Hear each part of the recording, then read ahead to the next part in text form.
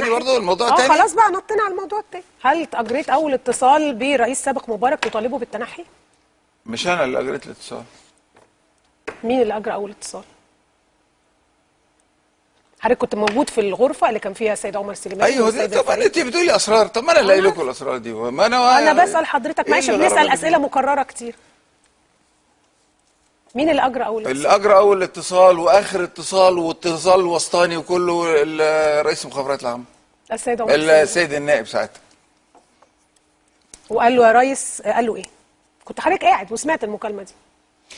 مش لازم اقدر اقول لك كل المكالمه، لكن اعتقد ان لسبب ان انا ما فوتش ان انا اتكلم فيها، بس هقول لك روحها ان الموضوع يعني ازف، ونعتقد ان يا دوبك ان يحصل تنحي.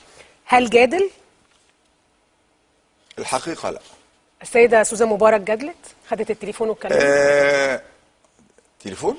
لا لا لا، مش هو كلمه على التليفون وحضرتك كنت قاعد في هذه الغرفه حضرتك وسيادة طب مال ده ومال السيده سوزان مبارك؟ مش كانت قاعده جنبه؟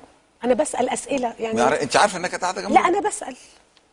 انا ما اعرفش معلومات كده. لا يعني معلومات غريبه ما اعرفش كده. ما انا بسال حضرتك لكي اتوثق حضرتك يعني شايف. يعني انت بتكلميني كحقيقه انها قاعده جنبه، لدرجه ان انا بفكر هي كانت قاعده جنبه ولا ايه؟ انا بسال حضرتك سؤال. طب انت ما سمعتيش كويس قوي ان اتعرف انها بعد كده خدت طياره ثانيه وراحت هناك؟ فما معنى سؤالك بقى؟ لا والله بسال سؤال طبيعي بريء جدا. بريء ازاي اذا كنت انت عارفه انها راحت بعدين؟ انا مش عارفه، انا بسال حضرتك. اذا كنت انت مش عارفه انها خدت بعد كده الطياره. ايوه بس ممكن كانت تكون قاعده جنبه. يعني قاعده جنبه خدت طياره اتنقلت من جنبه ده لجنبه ده؟ يا فندم انا سؤالي حاجه تانية. هل هي هل اتصل السيد عمر سليمان؟ يعني ده سؤال لحزوم البرنامج ولا سؤال لا منطقي؟ مفيش حاجه لزوم البرنامج ده شغل، وشغل له احترام. ما ينفعش. انت عارفه كله له احترام، كله له احترام. ماشي. انت عارفه انها راحت بعديه بالطياره ثانيه مع جمال مبارك. طب ايوه ده ايه علاقته بانها كان ممكن تبقى قاعده جنبه لما السيد بعد كده مشيت بعديه؟ ايه المشكله؟ هو سافر الاول. بقول لك اذا كانت راحت له هو اتصل بيه كان في وقتنا قرب يخلص، فعشان كده انا هعدي الجزء ده. اسالي اسئله بقى. ما لا طب انا هقف بقى عند الجزء ده. هل كانت السيده سوزان مبارك بجوار السيد الرئيس السابق حسني مبارك لما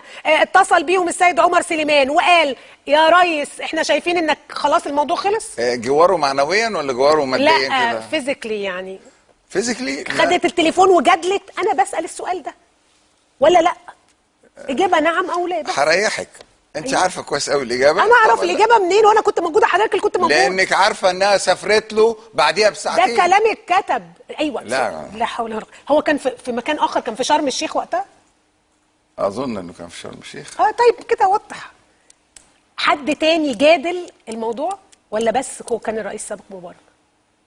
لا ومين قال الرئيس السابق جادل؟ ما جادلش. انت في اول حديث بقول لك بتقولي حصل فيه مناقشه، بقول لك لا. صحيح ان حضرتك